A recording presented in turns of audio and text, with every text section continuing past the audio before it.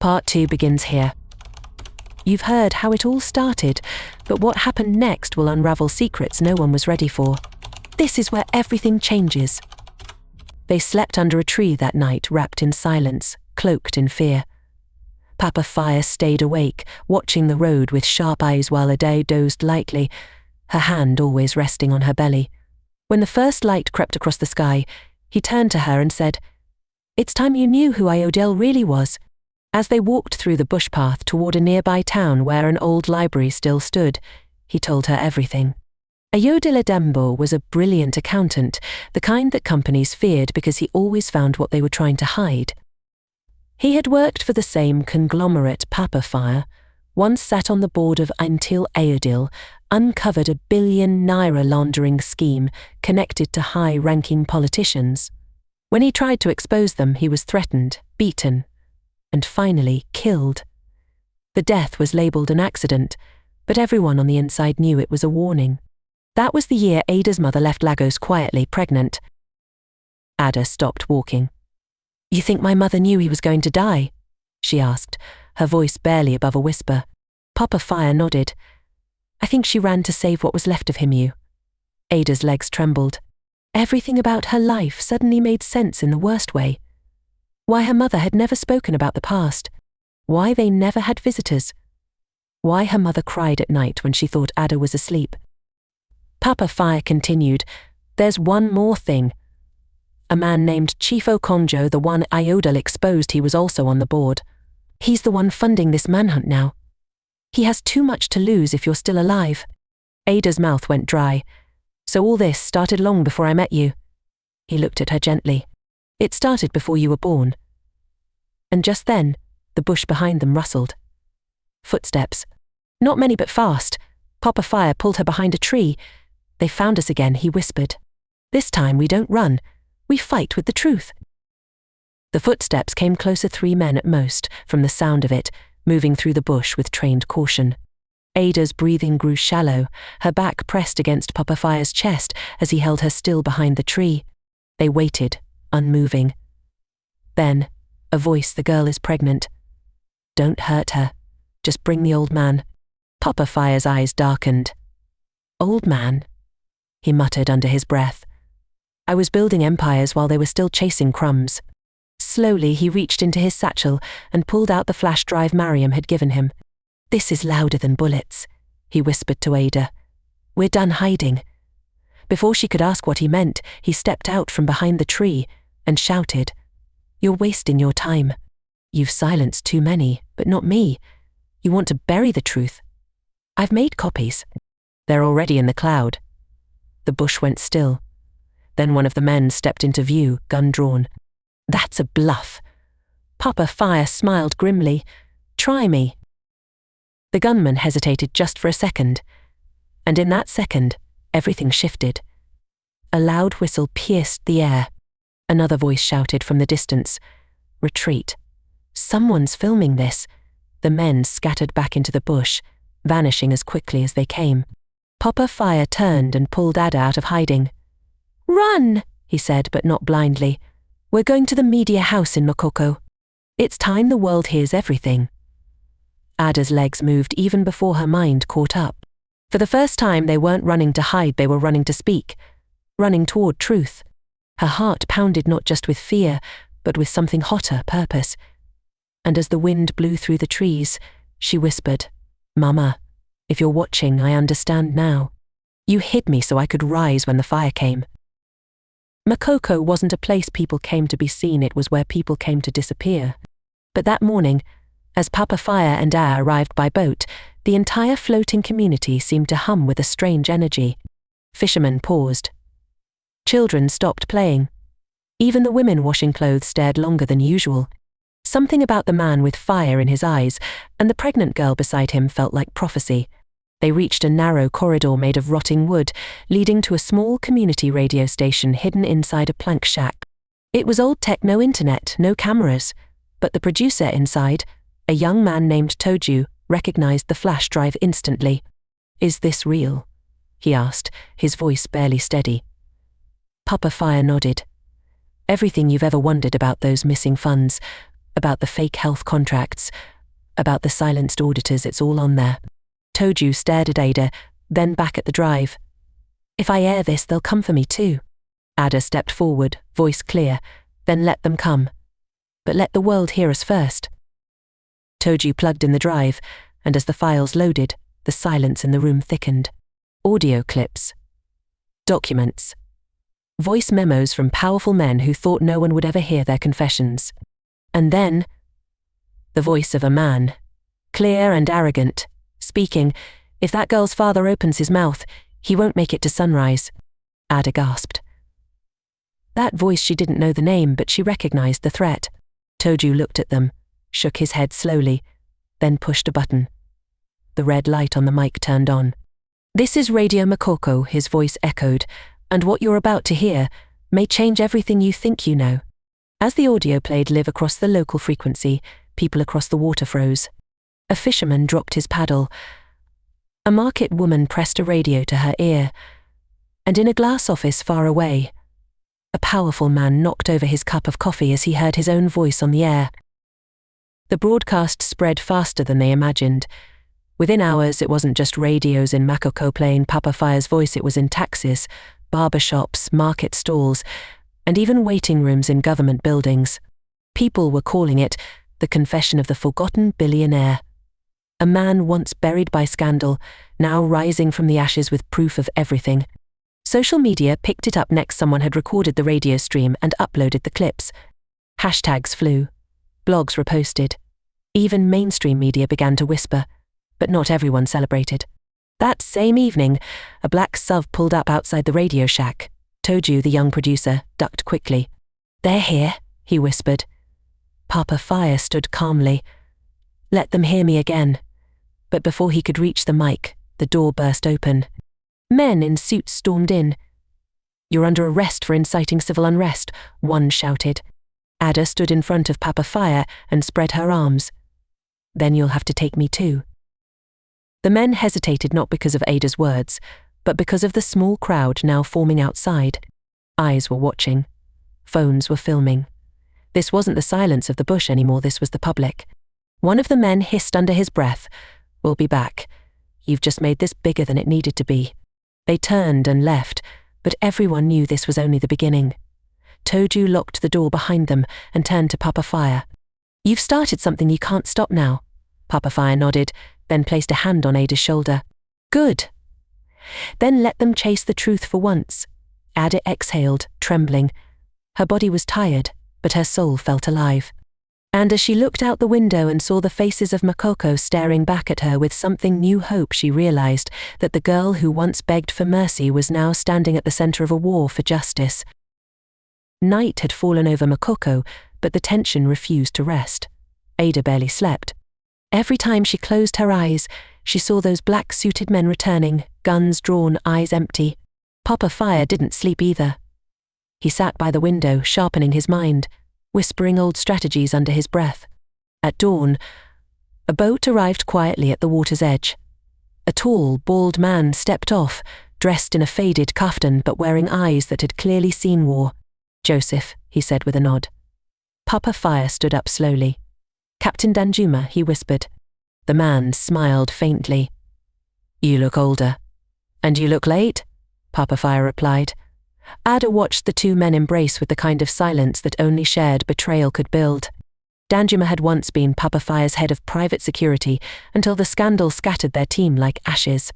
Now he was back, carrying a battered briefcase. "This," he said, placing it on the table, "is the kill switch." The briefcase held more than documents. There were recorded calls, legal files, even old photographs, one of which showed Chief Okonjo shaking hands with a foreign arms dealer.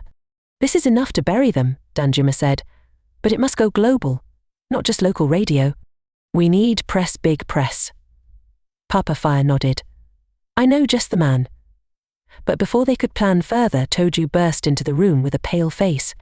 "They've declared you wanted," he gasped. "Nationally. They're saying you're behind a plot to overthrow the government." Ada froze. "What?" "It's all over the news," Toju added. "They called you a national threat." Papa Fire stood up slowly. "Then we hit back. We go public. not as fugitives, but as truth-tellers. He turned to Ada. "Are you ready?" Her voice was steady. "Let's burn their lies with our light." And just like that, the final war began. The conference was held at a borrowed church auditorium just outside the mainland neutral ground, far from government influence, yet close enough for the media to swarm. Ada sat in the front row, her stomach heavy with life, her heart pounding like a war drum. Danjuma stood by the door, eyes scanning every shadow. Papa Fire adjusted his tie, worn, wrinkled, but symbolically powerful. When the reporters arrived, most came expecting drama, scandal, maybe even a madman's rant. But what they got was something else entirely. Papa Fire stepped up to the mic and opened with just 5 words. "My name is Joseph Adiemi." The room froze. Cameras clicked.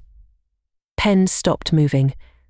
And then he dropped the first document, photocopies of embezzlement trails, signed approvals, confidential memos. "They buried me with lies," he said. "Now I'm unearthing them with proof." Screens behind him played the voice recordings. Gasps filled the room. Some journalists started crying. Others simply stared, stunned, as a nation's secrets spilled into the open like fire from a cracked pipe. Then Ada stood up, unexpected, quiet, powerful. "I am not just a girl who was forced to marry a man believed to be useless," she began, her voice firm. "I am the daughter of a man they tried to erase. And today, I choose not to be erased." The crowd turned to her, drawn in by her strength. When they silence the weak, they think it's over. But sometimes the child you hide returns with a louder voice. Applause broke out, hesitant at first, then full. Camaras swung toward her now. This wasn't just Joseph Adiemi's redemption, it was hers too. But just as the applause rose, Danjuma's phone buzzed violently. He checked the screen. His face changed. He leaned toward Papa Fire and whispered, "There's a price for this moment. They've issued a warrant for your arrest again. But this time they included her name too." Ada's eyes didn't flinch. "Let them come," she said. "We've already started a fire. Now let it burn everything hiding in darkness." They came for them at dawn. No sirens, no warning, just a hard knock and soldiers dressed in black masks, flanked by armored trucks. The press conference had rattled the government too much truth, too fast. Papa Fire opened the door before they could break it down. "I'll go," he said calmly. "But the girl, she's pregnant." The officer didn't blink. "She's part of it now." Ada stood from the bed slowly, wrapping her scarf around her shoulders, refusing to cry. They were handcuffed in front of a small crowd that had gathered outside the building, neighbors, students, even market women holding up their phones. Someone shouted, "Leave her alone, she's carrying a child," but the soldiers didn't stop. As they were dragged away, a little girl in the crowd screamed, "That's the woman from the radio. She's not a criminal, she's brave." And just like that, the silence cracked again. One by one, people began to chant, "Let them speak. Let them speak." It was no longer just about Papa Fire or Ada.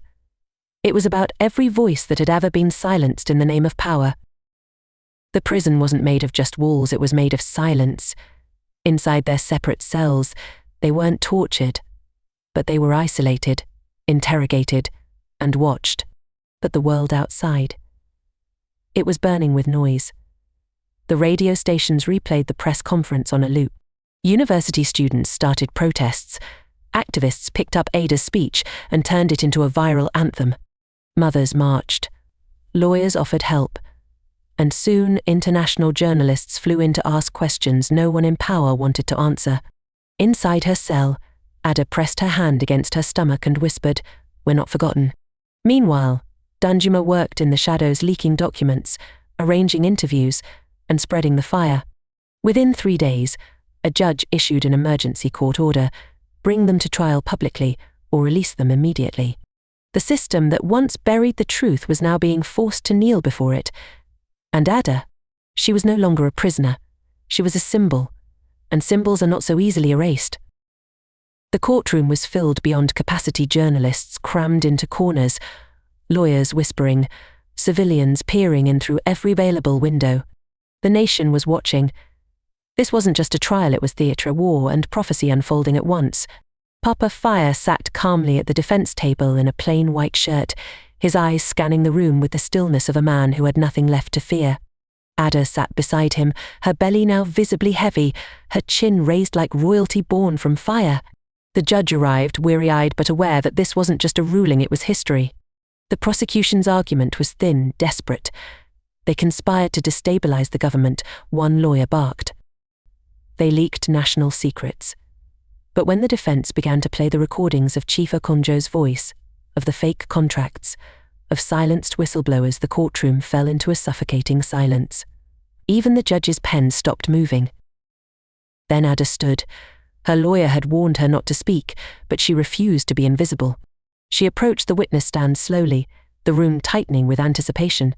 "My name is Ada," she said softly. "I was forced into a marriage meant to shame me. Instead, it saved me." She turned to the audience. "I am not here to beg. I am here to remind you that truth can be carried in the womb of the forgotten." A tear rolled down one juror's cheek. "You may silence a voice," she continued, "but what happens when that voice becomes two, then 2000? The judge leaned back, eyes unreadable. Then he spoke. "This court has heard enough." He turned to the prosecution. "You brought them here in chains, but they arrived carrying light." The room exploded with murmurs, flashes, and tears. Ada didn't smile. She only whispered to her unborn child, "We are not done, but we are free." The trial ended with a thunderclap across the country. Papa Fire and Ada were not only cleared of all charges, they were declared heroes. The court ordered an inquiry into Chief Okonjo and several other officials. Protesters danced in the streets. Newspapers called it the day the dust spoke. But even as celebrations grew, Papa Fire remained quiet. After the verdict, he pulled Ada aside in a quiet hospital hallway where she was scheduled for a final prenatal scan. His eyes were heavier than she'd ever seen. "There's one last thing I didn't tell you," he said. "About Ayodel." Ada's heartbeat quickened. "What is it?" He handed her a folded document, a DNA report. "I didn't know until 2 weeks ago, but I couldn't say anything while we were still fighting to survive." Ada opened the paper slowly, her eyes widening. There, in bold letters, was the truth. Ayodel Adabanjo wasn't just her father's friend. He was her father. The man whose blood she carried wasn't a myth. He was real. And she had carried his legacy in silence all her life. Ada sat down slowly, her mind spinning. "Why didn't my mother tell me?" she whispered. "She wanted to protect you," Papa Fire replied. "If people knew who your father was, they'd have used you to get to him. She died keeping you hidden and safe." Tears rolled down Ada's cheeks. "So all this was always about blood?" Papa Fire nodded. "Yes, but now it's about purpose." Just then the doctor came out, smiling. "It's time for the scan." Papa Fire helped her up gently. As the nurse led her into the room, Ada whispered to herself, "I am Ayodel's daughter. I am my mother's vow. And I am this child's future." She wasn't just born into fire. She was forged in it. And as her baby's heartbeat echoed on the screen, Ada knew that even though the truth had set her free, the journey was just beginning. The rain came heavy that night, louder than it had in months. Inside the hospital room, Ada gripped the sheets, sweat pouring down her forehead as nurses surrounded her. The delivery was taking longer than expected. Papa Fire waited outside, pacing like a lion in a cage. When the baby finally arrived, the room went silent, too silent. The child wasn't crying. For a moment, Ada's heart stopped. Then, as if summoned by a prayer too desperate to be ignored, the newborn girl let out a sharp, defiant cry. Ada wept. "Her name is Hope," she whispered, "because even when fear holds its breath, she dares to scream." Papa Fire entered moments later, tears in his eyes. "She's already louder than both of us." But even in that sacred moment, none of them noticed the nurse in the hallway discreetly stepping into a phone booth, whispering to someone on the line, "The child has been born. Yes, it's her. I've confirmed it." The following days passed in a haze of visitors, flowers, and whispered congratulations. Journalists still hovered nearby, hoping for statements. Papa Fire kept them at bay. Ada remained focused on her daughter Tiny, beautiful, always blinking up at the world like it was something she already understood. But late one night, as the hospital quieted and only the soft beep of machines echoed down the halls, Papa Fire noticed something strange. He'd gone to the reception desk to confirm the discharge form when he saw it Hope's file, left open on the counter. But someone had added a new page. A printed document with a bold red stamp at the top, classified Level 3 Intelligence. Papa Fire's heart skipped. The file listed Hope's name, Ada's name, and a strange new identifier, GenLine Project, Category A. He slipped the paper into his pocket just before a nurse returned. The next morning he confronted the hospital director, but the man only shook his head, sweating nervously. "I don't know anything about it," he stammered. "These things, sometimes the government flags certain births. We're just told to monitor and send updates." "Why?" Papa Fire asked. "She's just a child." The director lowered his eyes. "Some children are born into more than just families. They're born into programs." That was all he said. That evening, Papa Fire showed Ada the document. She stared at it, her hands shaking as she cradled Hope in her lap. "What do they want with her?" she asked. "She's just a baby." But Papa Fire's voice was low, troubled. "No, she's not. She's a Yodil's granddaughter. And they know that. There's something about his bloodline they were tracking long before either of us got involved." He looked out the window. "And now they think she's the next key." It started as a quiet morning. The nurses had just changed shifts. Ada was in the bathroom brushing her teeth, while Papa Fire stepped outside to take a call from Danjuma, who was tracking the GenLine designation through former intelligence contacts. Inside the hospital room, baby Hope was sleeping soundly in her crib. But when Ada returned moments later, she froze. The crib was empty. Completely empty. No note. No noise. Just the soft blanket she'd wrapped her daughter in neatly folded as if someone wanted her to panic slowly. She screamed. Nurses came rushing. Papa Fire dropped the phone and ran in. "Where is she?" he shouted. Chaos broke out. Security guards sealed the exits. The director was called. But no one had seen anything. No one had heard anything. The cameras in the hallway, conveniently offline. Hours later, a single envelope arrived at the reception desk, addressed only with the initials AA. Inside was a photograph, baby Hope, asleep in what looked like a high-tech medical chamber. Alongside the photo was a typed note: "She is safer with us. You are not the only ones who understand what she carries." No demands, no ransom. Just a message wrapped in power. Ada fell to the floor, unable to breathe. Papa Fire crushed the paper in his hand. "They've moved from silencing truth," he growled, "to controlling it before it even learns to speak." That night, Ada sat in the hospital chapel, whispering her mother's name through trembling lips. "They took her. Mama, they took her." But as her voice cracked into sobs, her eyes hardened. "If they want to see what Ayodel's blood can do, then I'll show them myself." Danjuma came through the next morning with information that made Papa Fire's blood run cold. "GenLine isn't new," he said.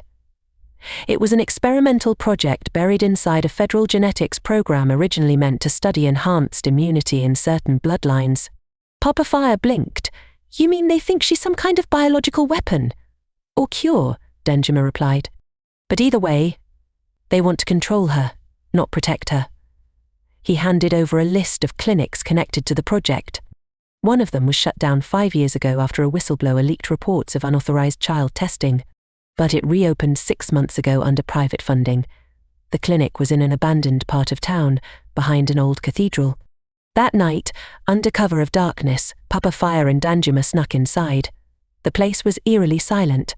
No patients. No staff.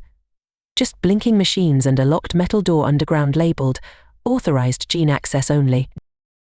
Meanwhile, Ada stayed behind at the safe house, studying every line of the note again and again. That was when she noticed something. The photo of Hope on the chamber's side had a barely visible logo. She enlarged it on her phone, a double helix coiled around a cross, the mark of a now-defunct bio-research group once funded by Chief Okonjo's company. That was the final proof. Her daughter had been taken not for ransom, but as a continuation of an experiment Ayodele tried to stop years ago. "She's their key," Ada whispered. "She's their inheritance." But just then, she received a message from an unknown number. It was a voice recording. Hope crying. In the background, a voice spoke coldly. "If you want her back, you'll have to come get her yourself." And Ada didn't hesitate. She stood, tightened her wrapper, and whispered, "Then let me show them what they kidnapped." Ada didn't wait for permission. She didn't wait for backup. She left a note for Papa Fire and Danjuma, took only a flashlight, her phone, and the last photo of Hope. She wore black, wrapped her belly tight, and walked like a woman who had burned everything behind her. She followed the coordinates embedded in the voice message metadata, a long-abandoned genetics facility on the edge of town, once disguised as a pharmaceutical warehouse. Armed only with determination and memory, she slipped past the rusted gates and stepped into the dark corridor of the building. It smelled of bleach and silence. As she moved deeper, she passed flickering lights, half-dead machines, and broken test chambers. But then Hope's cry. "Real close!" Ada sprinted. She turned a corner and stopped. There, behind thick glass, was her baby. Inside a glowing chamber, hooked to machines. Still breathing. Still alive, but not alone. A man stepped into the light, tall, cold eyes, smiling like a serpent. "You're earlier than expected," he said. "I'm her mother," Ada growled. "Open that door before I show you exactly what Ayodele's bloodline is capable of." The man laughed. "You think this is about Ayodele? He was just the beginning. But you and the child, you're the result we've been waiting for." Ada stepped closer, fists clenched. "Let her go." He shook his head. "She's the only one born with the full mutation. The child of legacy and fire. Do you even know what's inside her?" "I don't care," Ada snapped. "She's mine. And you have 3 seconds." As she reached for the emergency override panel, alarms began to sound. Red lights. Security bots activating. And the man. He simply whispered into a hidden mic. "They've found us. Phase 2 begins now." Ada smashed the override with a metal pipe, grabbed her baby from the open chamber and ran. Behind her, doors began to shut, systems began to burn, and the entire lab roared with chaos. But Ada didn't stop. Not this time. Not with Hope in her arms. They didn't make it far before the car Danjuma had waiting screeched to a halt by the gates of the burning lab. Ada jumped in with Hope, wrapped tightly in her arms, tears streaking her face but her hands steady. Papa Fire climbed into the front seat, fury in his voice. "What happened?" "They had her hooked to wires," Ada said through clenched teeth. "Not to hurt her, but to learn from her, to see what she knew before she could speak." Danjuma glanced at the rearview mirror. They're still watching. It wasn't just about the baby. It was about what she represents. Papa Fire turned. A future they can't control. Ada nodded. "They think this child will speak louder than Ayodele ever did." Danjuma drove in silence, then said, "They've named her in classified circles now. The voice in the womb." Ada cradled Hope tighter. "Then it's time they hear her cry for real." They arrived at a safe house near the coast by sunrise. Hope slept peacefully in Ada's arms, unaware that her tiny presence had shaken powerful men into madness. But just before Ada closed her eyes to rest, a knock came at the door. Danjuma opened it. A woman stood there, older, elegant and calm. "I was Ayodele's last handler," she said. "Before he died, he left one more file. A warning. Not about the system. Not about Chief Okonjo." She looked past Danjuma straight at Ada. "The real enemy isn't who you think. The man who ordered Ayodele's death shares Hope's blood." Ada's eyes widened. "What? There's another child," the woman said. "A son, hidden for years, raised by the enemy. And he knows Hope exists." Silence fell. The woman handed Ada a sealed folder. "Read this. Then decide if you're ready for what comes next."